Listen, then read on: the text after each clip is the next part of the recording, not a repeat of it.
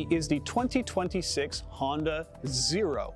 And that's basically the amount of facts I have about this SUV. I don't know the price, I don't know the battery size, but I do know it's coming to Canada in mid-2026. Let me tell you about what we do know about this new EV. First of all, take a look at the styling. Up front, it's got kind of squared off 1970s-esque front end, which is reminiscent of the original concept of the Honda E or even the Dodge Daytona. These square-jawed front ends are coming back into vogue, but this time it's got a light-up H logo on it. And because it's a new vehicle platform, it's a new generation of Honda, they've refreshed that H logo. No longer is it corralled, instead it's a 1960s frameless H. I actually quite like it, and if you look at the hood of a vintage Honda S600, it looks quite the same, although the old one doesn't light up. Speaking of lights, on the front there are no fewer than 64 LEDs, which form the headlights, the high beams, the turn signals, the hazard lights, and they tell me that perhaps this won't exactly translate to production, but most of what you're looking at is how this car will be sold. Another noticeable thing which will not be in the production cars are those mirrors, or lack of. It has cameras like you'd find on a Hyundai Ioniq 5, which would be sold in other parts of the world. However, in North America, we don't allow cameras for mirrors. You gotta have a regular reflective piece of silver, so we'll get conventional mirrors when this comes to market. Now this is on Honda's new ENE platform, and the design mantra for this new generation of car is thin, light, and wise. And I wish people would say that about myself. This car has a projected range of 480 kilometers, and the idea with this car is that they've thinned out the battery pack. They have a smaller inverter. The battery is lighter than it has been in previous Hondas. They've really tried to maximize weight and space with this new EV. That said, it's a big boy. This has a 3,000 millimeter wheelbase, which is substantially larger than a CR-V, and while they haven't released the weight figures, we can bet it's not going to be that light, especially when you consider that it's got a big battery pack underneath. I would guess this is going to be around 4,500 pounds. Also on the exterior of the vehicle are those 21-inch wheels, and I don't know why they put the Grim Reaper sickle on it, but it's pretty cool. I'm calling them Rollin' Death, but I don't think that's going to make it past the marketing books. Otherwise, we have very typical SUV styling traits on the front. We have these kind of black plastic fender surrounds which make the wheel arches look bigger than they actually are because it's actually quite a low vehicle. And then we go to the back, and that's really where the styling is completely different.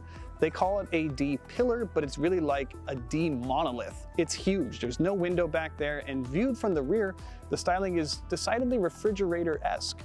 The rear window is absolutely tiny, reminds me of like the Honda CRX, which also had a small vertical rear glass, but the CRX also had a glass rear hatch. Sitting in the front seat, visibility out the back is quite limited, though they tell me that they will have a series of cameras to augment rear visibility. Also out back, we have that new updated Honda typeface logo with a capital H, lowercase ONDA. And again, this is updating the current design language of the Honda because this is a new generation of car. Now we got to talk about this and how it's a completely different vehicle from the Honda Prologue. That one was built in collaboration with GM. This is a Honda ground up effort. It was designed by Honda and it will be built by Honda in Ohio. In fact, even the battery is made by Honda, also in Ohio.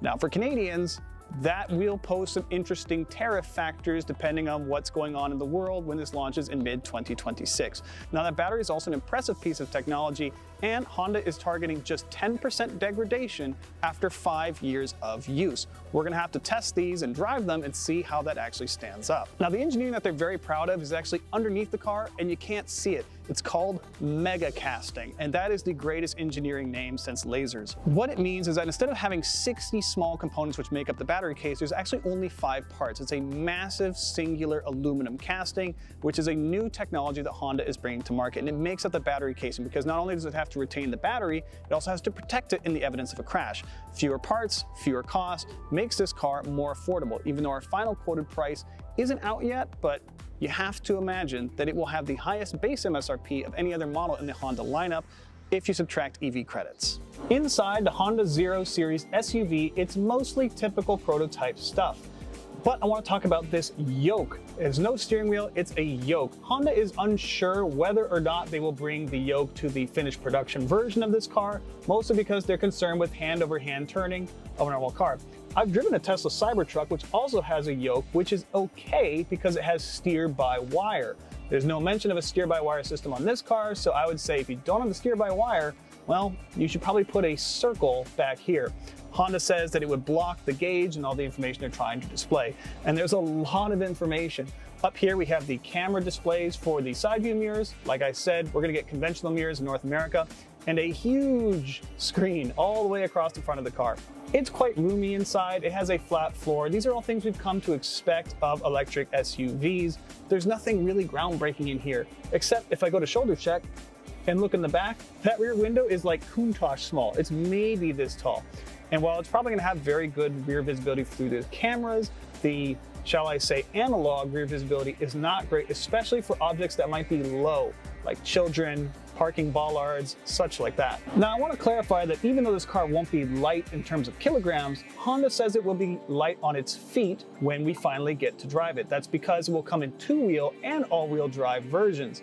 Will those two driven wheels be front or back? Well, we have zero information about it. The Honda 0 Series SUV shows what car makers have to do to differentiate EV products, because EVs are all fast, they all handle well. How do you differentiate them? Well, you give it unique styling and unique interior technology, both of which the Honda 0 Series have. I kind of like that they've taken some big jumps on the exterior styling, but I remain unconvinced about the practicality of the yoke wheel and some other things. I'm very excited to drive it, and we will get a chance to later in 2026. For Driving.ca, I'm Clayton Seams, and for more EV news and reviews, don't forget to check out our website.